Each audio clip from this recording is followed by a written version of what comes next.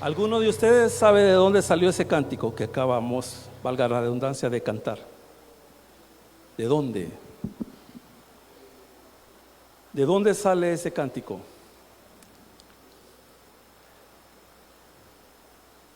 Ese cántico nace de las palabras que David dice. Acuérdense que están haciendo así, digámoslo de esa manera, una colecta para construir el templo. Acuérdense que Salomón es el que lo construyó, pero el que diseñó todo y dejó el dinero fue el papá. Salomón solo llegó a realizarlo, pero lo que le quiero decir de que David le decía al Señor de que él le daba, porque David aportó una gran cantidad, hermanos, de dinero para la construcción del templo. Pero David sabía algo bien importante, que lo que él estaba dando, Dios se lo había dado a él. Eso es lo que usted y yo tenemos que saber, que lo que usted tiene, ya sea poco o ya sea mucho, se lo ha dado el Señor. Se lo ha dado el Señor.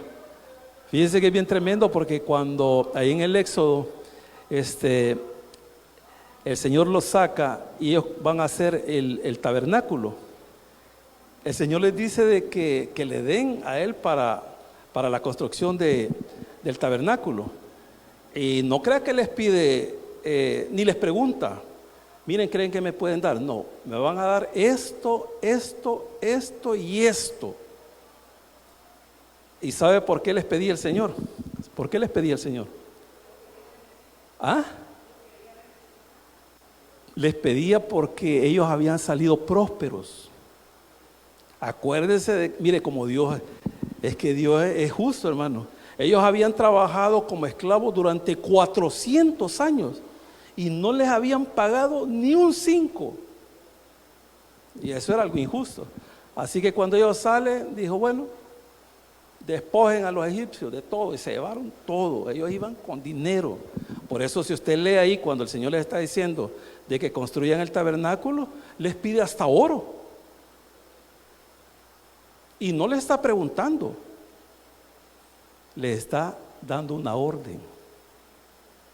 ¿Sí? Entonces, en nuestro caso, o sea, no estamos ordenando nada. Lo único que estamos apelando a su corazón, a su gratitud hacia el Señor, porque en base a eso es que nosotros adoramos al Señor, ya sea en nuestro servicio o en nuestro aporte, en base a nuestro agradecimiento. Y Él no ve las cantidades, Él ve su corazón. ¿Por qué lo da eso? Amén, hermanos. Vamos a leer 7 versículos. La semana pasada leímos solamente 3. Le habíamos puesto la revelación de Jesucristo. Hablé con Ian, que por ahí lo vi. Por ahí está, hasta Ian, sí. Está descansando Ian ahorita.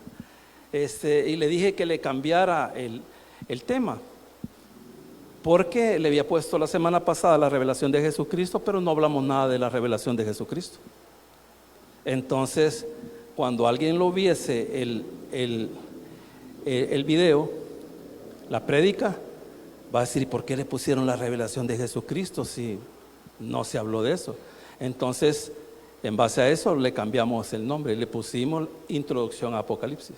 Hoy sí le hemos puesto la revelación de Jesucristo, porque vamos a comenzar qué es lo que le reveló el Señor Jesús a Juan. Leemos la palabra del Señor en el capítulo 1, del versículo 1 al 7. Lo leemos en el nombre del Padre, del Hijo y de su Santo Espíritu. La revelación de Jesucristo que Dios le dio para manifestar.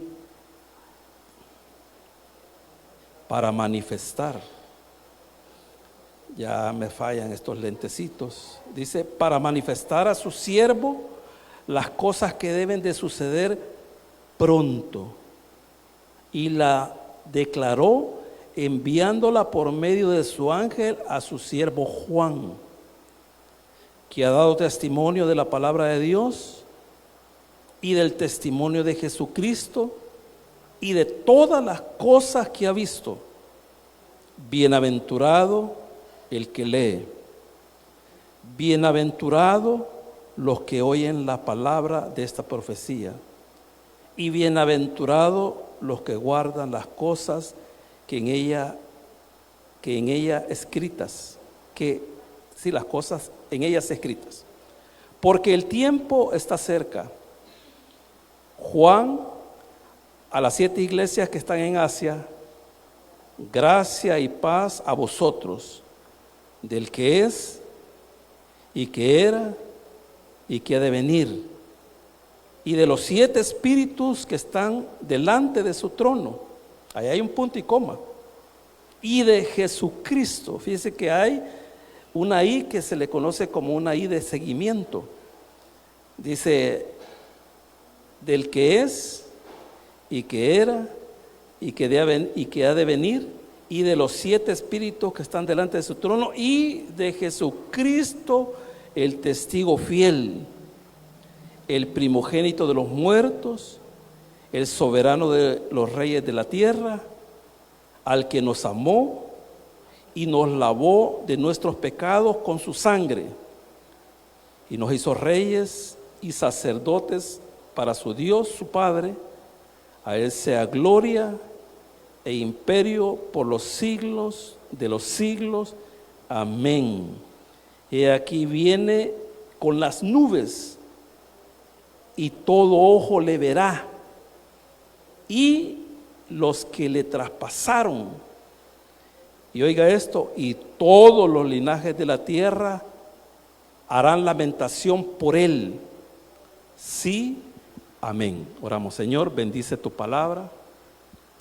Te ruego en el nombre poderoso de Jesús que usted me pueda ayudar para que así, Señor, la podamos compartir de una manera clara y de una manera sencilla.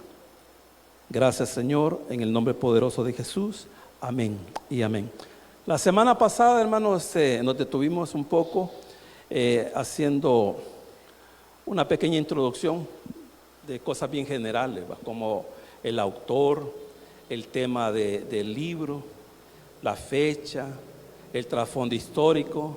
El trasfondo histórico es el momento histórico cuando se escribió, dónde se escribió, para quién se escribió.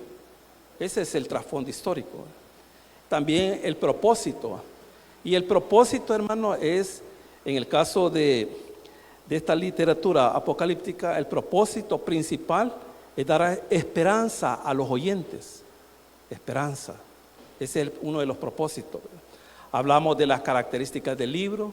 Dijimos de que este libro tiene una cosa bien peculiar, de que tiene su propio bosquejo. Capítulo 1 es el punto número 1. Capítulo 2 al 3 es el punto número 2. Y del 4 hasta finalizar el capítulo 22 es el tercer punto. Entonces no hay donde perderse. Hoy estamos en el primer punto, ahí donde dice la palabra del Señor, en el versículo 19 creo que es. Así es, del capítulo 1 dice, escribe las cosas que has visto. O sea, el Señor le está diciendo, escribí los que has visto. Y de ahí viene y dice, ya refiriéndose a las iglesias, dice, y las que son, las que están pasando en ese momento. Pasado, presente y futuro. Y dice ahí en el 19 al final, y las que han de ser después de esta. Así que eso fue lo que vimos la semana pasada. Vimos algunas características del género apocalíptico, pero ya no lo vamos a volver a repetir. Si usted lo quiere volver a escuchar, solamente vaya a YouTube y ahí lo baja el estudio y ahí va a poder recordar muchas cosas. Y comienza el versículo 1 de una manera bien interesante. Dice, la revelación de Jesucristo. Usted siempre que cuando comience a leer la palabra del Señor, usted se tiene que hacer preguntas. ¿Por qué Juan comienza su libro diciendo la revelación de Jesucristo? ¿Por qué? ¿Por qué él comienza de esa manera?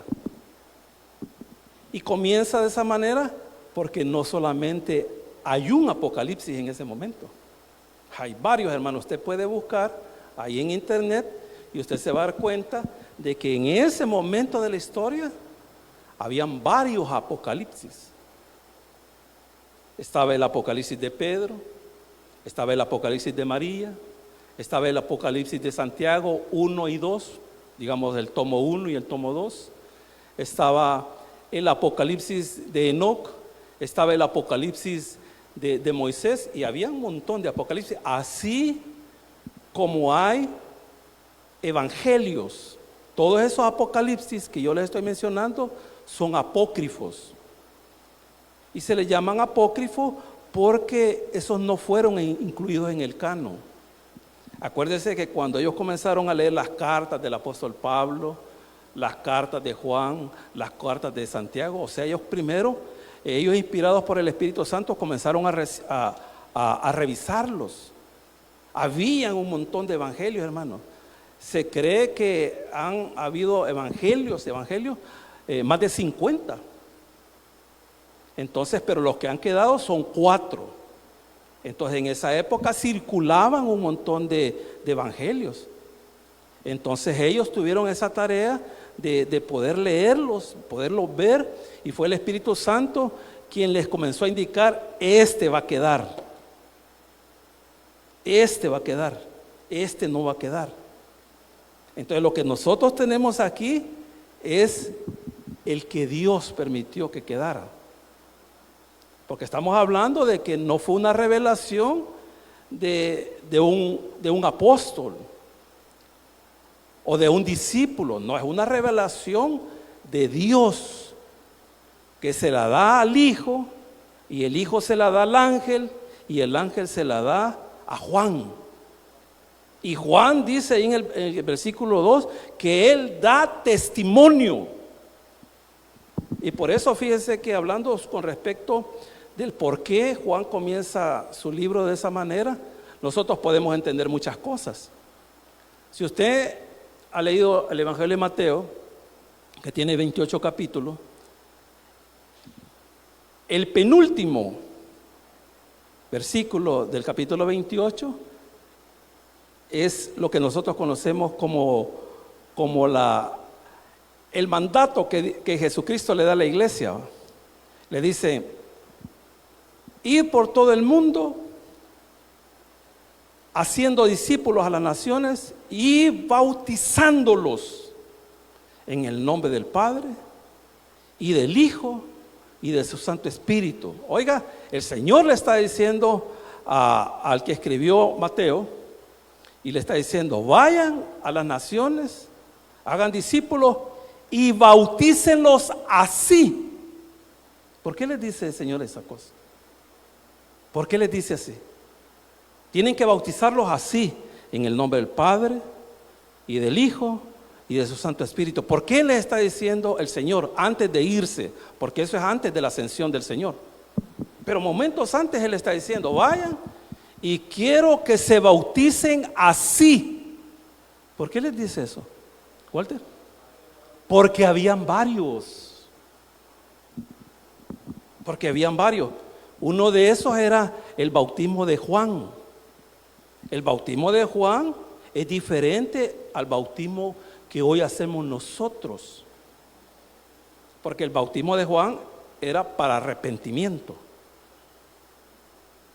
Y el bautismo de nosotros no es para arrepentimiento, porque ya nos arrepentimos. El bautismo de nosotros es por obediencia. Si usted no ha sido bautizado, usted está en desobediencia. Pero también habían otros bautismos, como en el caso ahí en el capítulo 15, usted lo puede buscar en su casa. Ahí dice de que en Corintios se bautizaban por los muertos. Y si usted no sabe, esa es una de las enseñanzas de los mormones. Pero ¿por qué los mormones bautizan por los muertos? ¿Por qué? ¿Cuál es el propósito de ellos? Y antes que yo les diga cuál es el propósito de ellos, quiero decirles que el bautismo no salva. El bautismo es un mandato de obediencia. Pero ¿por qué los mormones bautizan a sus familiares muertos en nombre de otra persona que está viva? ¿Por qué? Porque ellos creen que así pueden alcanzar la salvación. Pero el bautismo no es para salvación. Entonces podemos ver ahí, decir de una sola vez, que lo que ellos enseñan no es bíblico. Y fíjense que es bien interesante, porque en el capítulo 20 del libro de los Hechos, usted lo puede leer, cuando Pablo llega a Éfeso, porque él en su tercer viaje misionero pasa a ver cómo está Éfeso, da una vueltecita y se fue. Pero después llega a Éfeso y allí encuentra, y le estoy hablando de que en el capítulo 20 del libro de los Hechos ya pasaron más de 20 años de la ascensión del Señor. Ya pasaron más de 20 años de Pentecostés. Pero cuando Pablo llega, encuentra 12 discípulos de Juan el Bautista. Y entonces Pablo les hace una pregunta, que se habían oído algo con respecto al Espíritu Santo. No, les dice, no. Y ahí les pregunta Pablo, entonces ¿en qué bautismo fueron bautizados? Ellos mismos les dice, en el bautismo de Juan. Y ahí le dice, ya no, ese no se vale ya, ese no se vale. Entonces dice ahí, y yo le voy a explicar algo que quizá usted ahorita lo está pensando.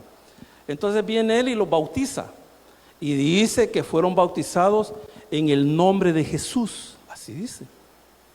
Pedro en el capítulo, en el final del capítulo 2, Pedro manda a las personas que se bauticen en el nombre de Jesús. Pero ¿por qué Pedro, por qué Juan dicen que se bauticen en el nombre de Jesús? ¿Por qué? Hermano, eso está tan sencillo como esto, miren. Ellos le están diciendo, bautícense como Jesús dijo. ¿Va? Eso es todo, hermano. Por lo mismo que yo le estoy diciendo, porque habían otros bautismos. Entonces, ¿usted cómo se tiene que bautizar? Como Jesús dijo, en el nombre del Padre, del Hijo y de su Santo Espíritu. Eso es todo. Eso es todo. Eso es conocer un poco la cultura en ese momento. E incluso, usted lo puede leer en el capítulo 2 del Evangelio según San Juan, de que ahí hay unas tinajas. Y dicen que esas 6 tinajas le servían a los que se habían casado o a los que habían prestado la casa, a cualquiera. Dice que servía para la purificación. Los judíos veían en esa purificación, veían como un bautismo. Y si usted quería pertenecer a la religión judía, usted tenía que purificarse para usted poder pertenecer a la religión judía. A eso se le llaman los prosélitos. Entonces tenían que hacer un ritual. Entonces ellos veían la purificación como un bautismo. Entonces el Señor sabía que habían otros bautismos. Entonces dijo, vaya, ustedes vayan, hagan discípulos a las naciones y los bautizan así. ¿Cómo es así? En el nombre del Padre, del Hijo y de su Santo Espíritu. Así como habían varios bautismos en esa época, también habían varios apocalipsis. Por eso Juan comienza la revelación de Jesucristo. Y esto es bien interesante también, porque dice que Dios le dio. Fíjese que solo en eso que hemos leído y hablado, vemos una gran enseñanza, ¿verdad? Y dice que Dios le dio. Fíjese que Jesús, Él lo conoce todo, porque Él lo sabe todo, pero no hizo nada hasta que su papá le dijo. ¿Y qué queremos decir con eso? Que Jesús era obediente. Y dice la palabra del Señor que fue obediente hasta la cruz. Y en la obediencia está la bendición. Si usted no obedece, no hay bendición. La hermana de Cyril le dice a Walter, te tenés que portar bien. Y si no se porta bien, no hay premios. ¿Qué va a haber? Cincho. Pero un ejemplo. Igual nosotros cuando pasamos nuestra etapa de niñez, mi papá, yo le decía, papá, cómprame unos tacos, porque mi papá era zapatero, iba al mercado ex cuartel y ahí veía yo los tacos. Y yo jugaba sin zapatos. Entonces ya me había aburrido de reventarme los dedos. Papá, cómprame unos tacos, le decía. Pórtate bien, le decía. Y como nunca me portaba bien, nunca me los compró. Entonces así es Dios. Pero mire, dice que Jesús la reveló hasta que Dios se la dio a él. Y la palabra revelación lo que significa es retirar la cortina. Solo imagínese que aquí hay una cortina, pero usted no sabe lo que hay atrás de esa cortina. Entonces viene el Señor y le dice, yo les voy a dar una revelación. Y les quita la cortina. Entonces al quitarle la cortina usted ya sabe todo lo que va a haber aquí. Pero él esperó hasta que su papá le dijo, hoy es el momento. Y dice ahí la palabra del Señor, la revelación de Jesucristo que Dios le dio para manifestar a su siervo las cosas que deben de suceder pronto. ¿Cómo podemos entender esa palabra pronto? Pronto en el sentido de que cuando comience eso que todavía está en el futuro, no va a parar. Y las personas que se quedaron en ese periodo, porque es un periodo de angustia, dice la palabra del Señor, que los que se quedaron en ese periodo tienen que estar preparados. Ejemplo, acuérdense, hermano, primero de que la iglesia son todos aquellos que han nacido de nuevo. Si usted no ha nacido de nuevo, usted se queda. Si hoy fuera el arrebatamiento, se queda. Y una vez se efectúa el arrebatamiento, comienza este periodo que va a durar 7 años. El apóstol Juan en 2 Tesalonicenses dice que es un periodo, el primero, porque se divide en 2 partes, 3 años y medio y 3 años y medio. Los primeros 3 años y medio dice que va a ser de aparente paz. Pero cuando comience el segundo momento de los 7 años, dice que va a ser repentino y va a ser rápido. Entonces las personas que se queden en ese momento tienen que estar preparados. ¿Por qué? Porque el Señor va a venir.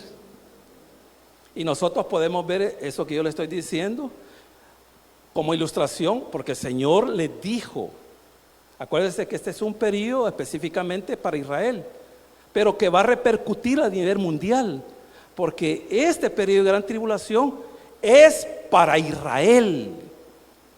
¿Por qué para él? Porque ellos fueron los que lo rechazaron. Entonces el Señor los va a meter a juicio. Ahí lo dice Zacarías. Entonces, ¿qué es lo que dice el capítulo 25 de Mateo? Es una parábola y habla de 10 vírgenes. 10 vírgenes, unas insensatas y otras que eran busas.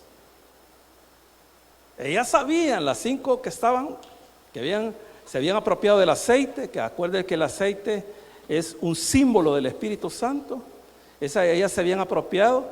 Y acuerden esto, que las vírgenes no es la iglesia, porque la iglesia ahí no ha nacido. Las 10 vírgenes están representando a Israel.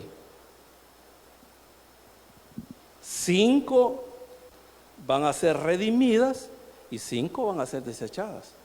Es lo mismo que el Señor ha dicho anteriormente en el capítulo 24, al final. Dice que una mujer van a estar 2 mujeres en el molino, una será tomada y la otra será dejada. Esas 2 mujeres están representando a Israel, no es la iglesia. Que usted puede hacer una aplicación con respecto a la iglesia, usted la puede hacer, pero nunca se atreva a decir que las 10 vírgenes son la iglesia, nunca, porque no es la iglesia. Pero ¿qué es lo que sucede ahí? Unas están pendientes y las otras están chateando, viendo TikTok.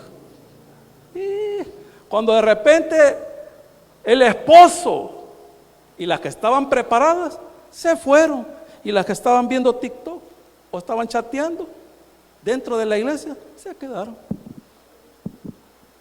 Entonces, cuando está diciendo que las cosas que deben de suceder pronto, es que cuando comience, hermano, no va a parar.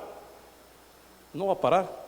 Y dice ahí el pasaje, la revelación de Jesucristo que Dios le dio para manifestar a su siervo las cosas que deben de suceder pronto, y la declaró enviándolo por medio de su ángel a su siervo Juan. ¿Quién es este ángel, hermano? ¿Quién es este ángel? No se sabe, pero hay una pista. Y algunos comentaristas creen que es Gabriel. Porque si usted ha leído Daniel, el ángel Gabriel se le manifiesta a Daniel en 2 oportunidades. Y después, hermano, 500 años después, se le manifiesta a la Virgen María. Entonces es el único ángel que nosotros conocemos y que conocemos su nombre. Y tenemos al arcángel Miguel, ¿verdad? Que lo tenemos. Entonces, pero se cree que él es. Y dice el versículo 2, Juan, está hablando que lo último que se dijo es Juan, en el 1, que ha dado testimonio de la palabra de Dios y del testimonio de Jesucristo y de todas las cosas que ha visto. Dice Juan, yo doy testimonio que todo lo que he oído y lo que he visto es cierto. Él está dando testimonio. Y su testimonio es verdadero, hermano. Es verdadero. Entonces Juan está declarando y dice, todo lo que el Señor dijo y lo que yo vi es cierto. Eso es lo que está diciendo Juan. Y dice el versículo 3, bienaventurado. Usted creo que ya sabe qué significa la palabra bienaventurado. La palabra bienaventurado tiene varios significados. Pero ¿cuáles son los que usted sabe, los más comunes? ¿Qué significa la palabra bienaventurado? Feliz, dichoso. Oiga, esas son las más comunes. Hay más, además. Y en el griego la palabra bienaventurado es Macario. Yo no sé si usted ha oído a alguien que se llame Macario. ¿Ha oído? Entonces, ¿cuál es el significado de Macario? Dichoso, feliz. Ahí ya tiene usted un nombre para las hermanas que no han tenido hijos. Ahí está un nombre hermoso. Le puede poner a su hijo Macario. Y si le gusta mucho, le puede poner Macario 2. Y si tiene 3, Macario 3. Pero oiga lo que está diciendo. Bienaventurado el que lee. Oiga, dichoso el que lee. Pero cuando usted esté leyendo eso, no esté pensando en este momento. No esté pensando hace 2000 años. Dice el que lee es feliz, es dichoso. ¿Por qué? ¿Por qué es feliz? ¿Por qué es dichoso esa persona que lee esto que Juan está enviando? Porque en esa época, hermano, no cualquiera leía. El 95% de las personas eran analfabetas. Entonces yo les he comentado cuando estábamos en las cartas de que cuando Pablo enviaba una carta a una iglesia, había una persona responsable de leerla, pero no habían muchos. O sea que el que lo elegían, hermano, era bienaventurado, era dichoso, porque le estaban dando ese privilegio. Y les digo esto, hermano, porque en veces uno le dice a algún hermano, podría leer algo en la palabra del Señor. Y dice usted, ¿y qué quiere que leamos? ¿O qué quiere que lea? Y le dice, el Salmo 23. Pero el Salmo 23 es muy cortito. Pero hermano, si lo han tomado en cuenta para leer este hermoso libro, siéntase feliz, siéntase afortunado, siéntase dichoso, porque no cualquiera puede leerlo. Esa persona que era elegida, hermano, dentro de la congregación, ese hermano se sentía orgulloso de que lo habían asignado a él para leer la palabra del Señor. Entonces dice que esa persona era feliz. Y dice ahí, y los que oyen la palabra del Señor son dichosos, son felices, porque están oyendo la palabra del Señor. Muchas veces nosotros buscamos la felicidad, hermanos, en otras cosas. La felicidad no está en otras cosas. La felicidad está en leer la palabra del Señor, en escucharla y ponerla por obra. Ahí está la felicidad. Porque usted va a decir, no, yo soy feliz si algún día tengo una casa de 3 plantas. ¿Y para qué está pidiendo una casa de 3 plantas? Si ahora alquila una casa que solo tiene 2 cuartos y ni así la sea. Y ahora quiere una casa de 3 plantas. Si no hace una casa chiquita, explíqueme cómo va a ser con una casa de 3 plantas. Yo por eso le digo al Señor, porque usted sabe que yo alquilo, yo le digo, Señor, si un día me da una casa chiquita, le digo, yo no quiero mucho. Una mesa para 2, para 3. Una mesa para 3, un baño, un cuarto, dividido ahí. Sí, porque ¿para qué voy a estar pidiendo una casa enorme con piscina y todo? Usted dice, una casa con piscina y todo. Usted ya sabe cuánto cuesta mantener una piscina. Y una cochera con 3 carros. ¿Usted sabe cuánto cuesta mantener un carro? ¿Usted sabe? Entonces mejor sencillo. Ahí dice, Señor, dame algo pequeñito. Y eso no es que yo me esté conformando, no, eso es lo que yo quiero. Pero si usted quiere algo grande, pídalo, hermano. Pídalo. Y si el Señor quiere, se lo va a dar. Pero si no quiere, no se lo va a dar. Y no vaya a estar diciendo, ¿y por qué no me dieron esto? Porque no quiere el Señor. Porque Él sabe que si se lo da, ya no va a venir. Con que Anantillo viene y que no tiene nada. Imagínense que usted tuviera un rancho allá en la Costa del Sol y que tuviera usted dinero para poder llevar carne, llevar para una semana. No viene, hermano. Vendría cada aniversario. ¿Sí?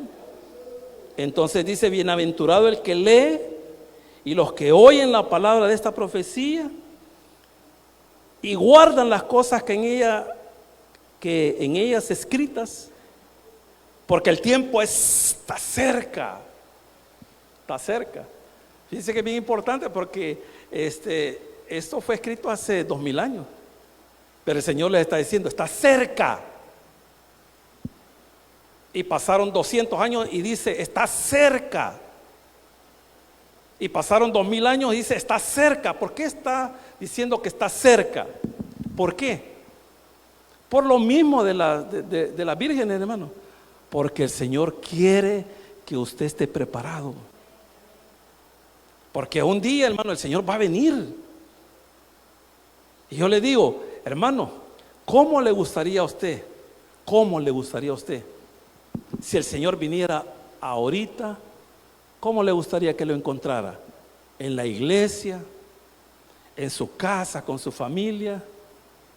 ¿Allá en el carnaval? El hermano José dijo, cuando estaba cantando, dijo, canten, dijo, así como cantaban cuando iban a los carnavales. Canten, dijo así. Algunos lo hacían, otros lo siguen haciendo. Y siguen cantando la de los buquis. Y ahí están ministrándose con la de los buquis. Y la de los buquis, la de Navidad, y orando y orando. Y yo me dije, no, si todavía cantan y bailan. Entonces dice la palabra del Señor aquí, y guardan las cosas en ella escrita porque el tiempo está cerca. Juan a las 7 iglesias que están en Asia. Acuérdense que como es un género apocalíptico, yo les dije que hay mucho simbolismo, hay muchos números, hay animales, pero que representan algo, ¿verdad? El número 7 habla de plenitud, habla de totalidad, habla de santidad, habla de perfección y habla de divinidad. Hermanos, nosotros hemos sido comprados a precio de sangre, ya lo va a decir ahí. Entonces viene el Señor, nos rescata y nos santifica. ¿Qué es eso? Santificar, nos aparta. Entonces, aquí está diciendo Juan, el saludo va para las 7 iglesias. No es que hayan 7 iglesias, porque iglesia solo hay una. Pero estas 7 iglesias están representando esa una. Entonces ya vamos a ver de quién es el saludo. Dice la palabra del Señor, versículo 4. Juan, a las 7 iglesias que están en Asia, gracia y paz a vosotros. Ese es el saludo. Pero ¿de quién es el saludo? ¿De parte de quién es el saludo? Gracia y paz. ¿De quién es el saludo? Ahí lo está diciendo en el versículo. Y agarra y abarca un pedacito del versículo 5. Es un saludo de la Trinidad. Porque aquí lo está diciendo, mire. Ya les dije que el número 7 está hablando de plenitud, de totalidad, de santificación, de perfección y de divinidad. Entonces dice el versículo 4. Juan, a las 7 iglesias que están en Asia, gracia y paz a vosotros del que es y que era y que ha de venir. Está el Padre. Está hablando de ese, ¿cómo se llama? De ese atributo. Es un atributo de eternidad. Está hablando del Padre. Y oiga lo que dice, y de los 7 espíritus que están delante del trono. No hay 7 Espíritus Santos, hay un solo Espíritu. Y el saludo va de parte también del Espíritu. Fíjense que es bien interesante, porque si usted ha leído Isaías capítulo 11, ahí habla de alguna de las funciones del Espíritu. Y está hablando del Mesías. Eso que el Espíritu dice que da, Jesucristo lo recibió de parte, en su humanidad. Acuérdense que Él era 100% hombre y 100% Dios. Entonces dice Isaías capítulo 11, dice, oiga, saldrá una vara del tronco de Isaí. Dice que va a salir una vara del tronco de Isaí. ¿Quién es Isaí?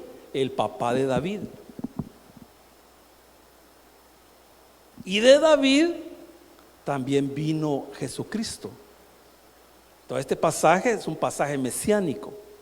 Y dice ahí, saldrá una vara del trono de Isaí y un vástago retoñará de sus raíces. Y oiga eso, hermano. Y reposará sobre él. ¿Quién es ese él? Jesús. Dice, y reposará sobre él el espíritu de Jehová, espíritu de sabiduría. Vaya contándolo. Y de inteligencia, espíritu de consejo, espíritu de poder,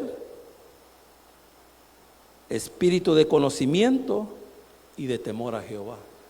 Así que el saludo va de parte del Padre, va de parte del Espíritu y va de parte del Hijo. Dice la palabra del Señor, voy a leer todo el versículo 4 y el 5.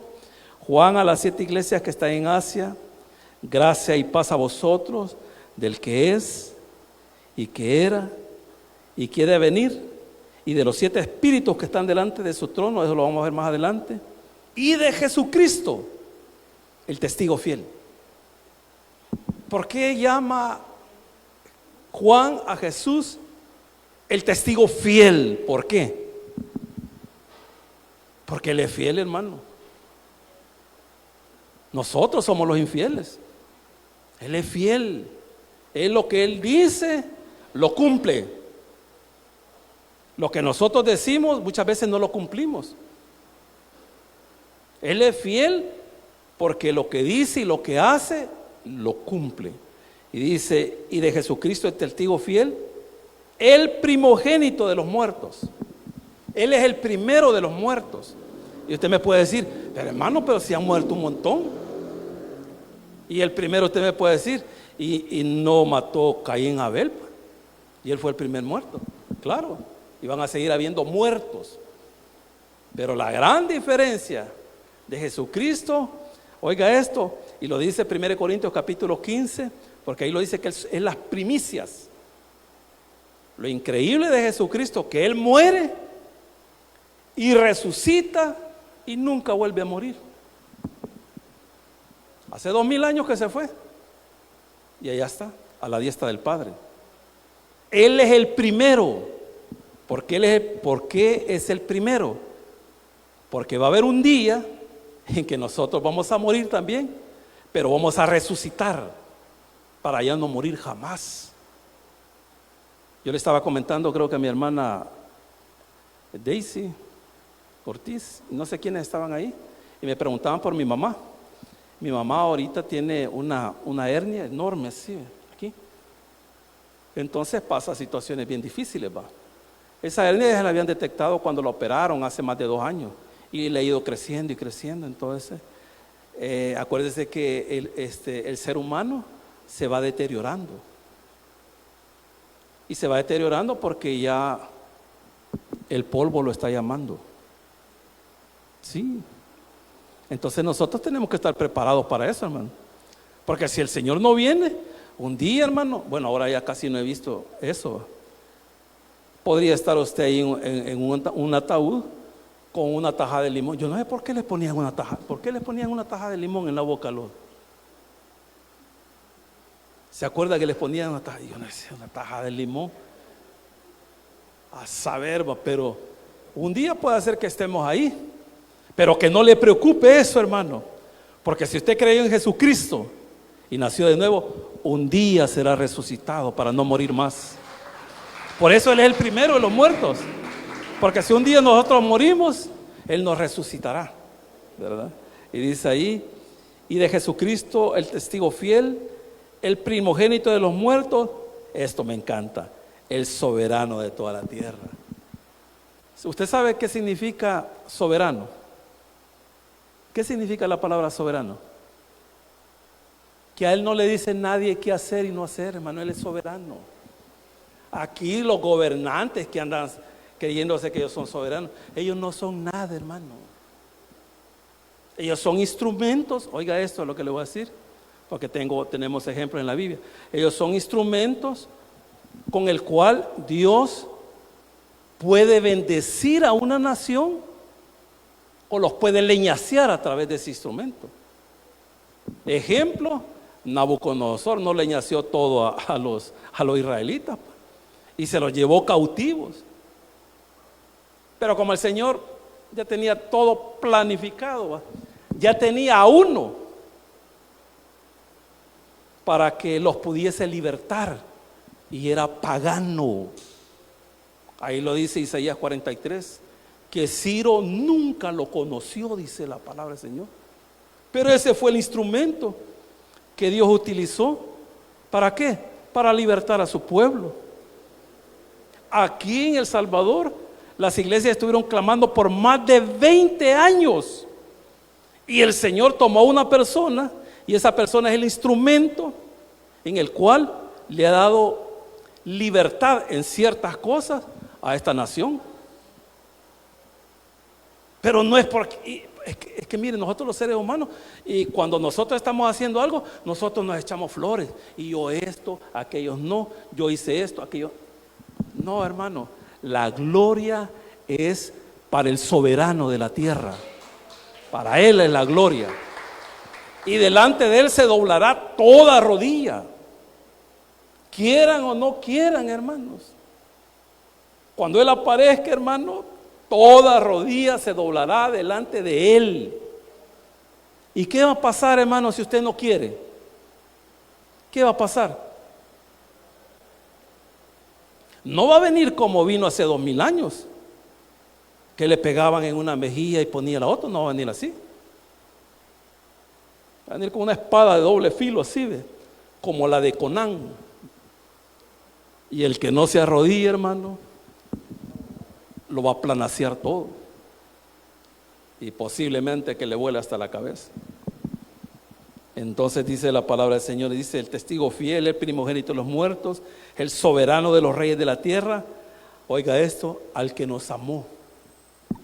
¿Cuándo nos amó, hermano? Allá lo dice Efesios. Dice que Él nos amó desde antes de la fundación del mundo. El Señor no lo amó hace 20 años, ni hace 30 años. Él nos amó allá donde no había nada. ¿Y por qué lo amó usted? A saber. ¿Y por qué amó al hermano Elías? A saber. Al hermano Walter, a Michael, al hermano Víctor. ¿Por qué los amó? A saber. ¿Por qué amó al hermano William? A saber. Y les digo a saber, porque somos malos. No crea usted que tiene una aureola aquí, ¿eh? Nada, todos somos cortados con la misma tijera. Y hoy en esta noche estamos por la pura misericordia del Señor. Y estamos aquí, hermanos, leyendo este hermoso libro. Mire este hermoso libro, leyéndolo, entendiéndolo, paso a paso, versículo por versículo, palabra por palabra. Y dice ahí la palabra del Señor: al que nos amó. Y esto, hermano, esto lo hemos estudiado en las cartas de Juan. Dice Juan allá: no amen de palabras. Porque yo le puedo decir al hermano Elías: hermano, yo lo amo. Y el hermano me va a decir: demuéstremelo, invíteme a dos pupusas, demuéstremelo. Pues sí, porque yo le puedo decir: lo amo. Usted me puede decir: hermano, yo lo amo, invíteme a que sea un flan del pollo campero. O sea, porque el amor se demuestra. El amor no solamente es de que yo lo voy a decir. No, dice ahí la palabra del Señor. Dice: al que nos amó y nos lavó de nuestros pecados. Dice que nos lavó con su sangre. Hemos quedado, hermanos, tan blanquitos, pero blanquitos. No hay mancha en nosotros, hermano. El Señor no va a venir por una iglesia con manchas. ¿Por qué? Porque ya la limpió. Porque ya la limpió, hermano. Y nos ha dejado blanquitos. El problema es de que usted es el que anda viendo al otro hermano y dice: este hermano hace verba. Y él no se ve. Solo anda viendo, como dice el Señor: sacate primero el gran. ¿Cuáles son los árboles más grandes? La ceiba. Sacate la ceiba que tenés en el ojo. Porque ese que tiene una gran ceiba en el ojo anda sacando y una pajita en el ojo del otro. Y él anda un gran palo atravesado en los ojos así. Y el Señor le dice: sacátela para que veas bien. Entonces dice la palabra del Señor: al que nos amó y nos lavó de nuestros pecados con su sangre. Y oiga, este es el resultado, hermano. Cuando usted cree, cuando usted se apropia del sacrificio de Cristo, ahí está el resultado, mire, hermano. Y nos hizo reyes y sacerdotes. Cuando Él venga, hermano, a establecer su reino, nosotros reinaremos con Él. Hermano, nosotros no somos cualquier cosa. La gente puede decir: esos hermanos son locos. Ahí déjenlos. Ahí déjenlos. Nosotros somos reyes y sacerdotes porque nos hemos apropiado del sacrificio de Jesucristo hecho en la cruz del Calvario. Dice que somos reyes. Y usted sabe cuál va a ser la función de los apóstoles. ¿Cuál es la función de los apóstoles? Si usted ha leído los evangelios, tiene que saberlo. ¿Cuál va a ser la función de los apóstoles?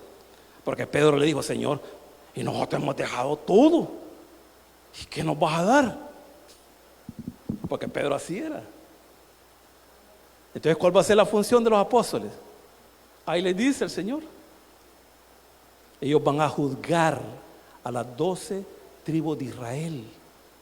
Allá van a estar los apóstoles en Jerusalén y nosotros reinando con el Señor en todo el planeta. Pero no solo vamos a reinar, dice que somos sacerdotes. ¿Cuál es la función del sacerdote? Una de las funciones. ¿Cuál era una de las funciones del sacerdote? Oiga esto, nosotros vamos a reyes y sacerdotes, pero ¿cuál es la función del sacerdote? Servir. O sea, nosotros vamos a reinar, pero a la vez vamos a servir a las personas. El Señor lo dijo claramente allá, cuando estaban peleando. Mira, yo quiero estar a la derecha tuya y yo quiero estar ahí. Ay, Dios, a usted no les ha caído el 20 todavía, les dice. Porque el Hijo del Hombre no vino para ser servido. Así les dijo el Señor. Porque el Hijo del Hombre vino para servir y dar su vida en rescate de muchos. Así vamos a hacer nosotros. Vamos a reinar y a servir. Hoy los gobernantes, ellos no sirven a las personas, hermano. Se sirven de las personas. Y así es. Por eso es que tiene que venir el Señor. Y dice el versículo 6: y nos hizo reyes y sacerdotes para Dios su Padre. A Él sea gloria, imperio por los siglos de los siglos. Que así sea, dice Juan. Amén. Versículo 7: he aquí que vienen las nubes y todo ojo le verá. Oiga esto, hermano. En la segunda venida del Señor, no estoy hablando del arrebatamiento, todo ojo lo va a ver. En el arrebatamiento, usted va a estar comiendo pupusa, pero si ha nacido de nuevo, usted está comiendo pupusa y de repente ya está ya transformado. Ni cuenta se va a dar, ya está con el Señor. Y la gente ni cuenta se va a dar, ni va a poder ver al Señor, porque el Señor nos va a recibir en las nubes. Pero cuando Él venga, Él lo va a decir más adelante en el capítulo 11 de Apocalipsis, va a venir en un caballo blanco, con sus séquitos, a establecer su reino. Y dice que todo ojo lo verá. Y me gusta la traducción. Acuérdense que este libro, la mayoría en esa época eran judíos. Y ellos habían rechazado a Jesucristo. Ellos lo habían mandado a la crucifixión. Y dice ahí la palabra del Señor, aquí viene con las nubes y todo ojo le verá. Y los que le traspasaron. Oiga lo que dice la NBI de este pasaje, me gusta. Miren que vienen en las nubes y todos lo verán con sus propios ojos, incluso, oiga esto, el escritor es un judío y sus receptores son judíos, y está diciendo incluso quienes los traspasaron. Ahí lo narra ya ¿cómo se llama? Zacarías, que ellos se van a dar cuenta que el que traspasaron era el Mesías, el Hijo de Dios. Dice incluso los que los traspasaron. O sea, lo va a ver todo el mundo, hermano, cuando Él venga, porque va a ser un acontecimiento, hermano, único. Y los que los traspasaron lo van a ver. Y dice la palabra del Señor en Zacarías 12 que van a llorar. Pero oiga cómo termina el pasaje aquí. He aquí que viene con las nubes, todo ojo le verá, y los que les traspasaron, y todos los linajes de la tierra harán lamentación por él. ¿Por qué todas las naciones, hermanos, lamentarán? ¿Por qué? Porque es un periodo de juicio. Un juicio, así lo dijo el Señor en el capítulo 24 de Mateo, un juicio cual nunca lo ha habido ni lo habrá. Una tribulación terrible. Hermano, la gente va a lamentar. ¿A lamentar qué? Que no creyeron en el Mesías de hace 2000 años, que entró en un pollino de asna a Jerusalén. En vez de recibirlo, lo crucificaron. Entonces, cuando Él venga, hermano, ya no va a venir en un pollino, va a venir un caballo blanco. Va a venir un caballo a poner orden. Y dice, y todas las naciones y todos los linajes de la tierra harán lamentación por Él. Y termina Juan diciendo, sí, amén. Démosle un fuerte aplauso al Señor, hermano.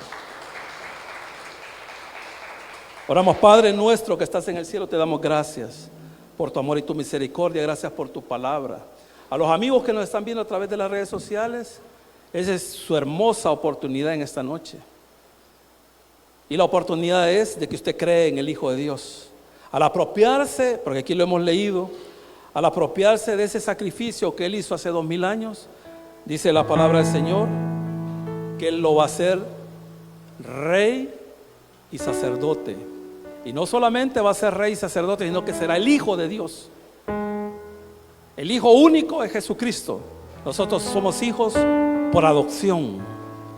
Así que si usted quiere ser hijo de Dios, quiere llegar a ser un día rey o sacerdote, la única manera para poderlo hacer es creyendo en Jesucristo, creyendo en su sacrificio hecho por Él en la cruz del Calvario. Así que yo voy a hacer una oración, espero que usted la haga, hágala de todo corazón, y Él es fiel y justo para perdonarlo y limpiarlo de toda maldad. Confiese sus pecados, confiéselos y diga conmigo, Señor Jesús, yo te recibo hoy como mi único y suficiente Salvador personal. Creo que eres Dios, que moriste por mí en la cruz del Calvario. Perdona todos mis pecados, me arrepiento, salva mi alma hoy, para que cuando yo muera pueda estar contigo. Porque te lo pido en el poderoso nombre de Jesús, tu Hijo amado. Amén y amén. Démosle un fuerte